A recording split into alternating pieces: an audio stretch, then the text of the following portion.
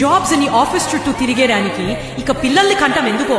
చూపుతోంద వేదన అందమైన బతుకున అలజడి చలరేగనా ఏమిటి నీ పాపం ఏమిటి. తనలాగా నేను కూడా జాబ్ చేస్తుంటే నాకు ఇంట్లో రెస్పెక్ట్ ఉండేదేమో.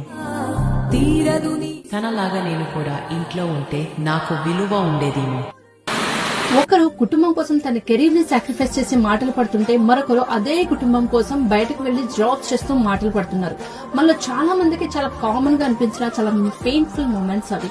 సో ఇంట్లోనే ఉండాలి బట్ ఫైనాన్షియల్ గా సపోర్ట్ చేయాలి, ఇండిపెండెంట్ అవ్వాలి అనుకునే వారికి మా టీం ఒక అమేజింగ్ ఆపర్చునిటీని ప్రొవైడ్ చేస్తుంది.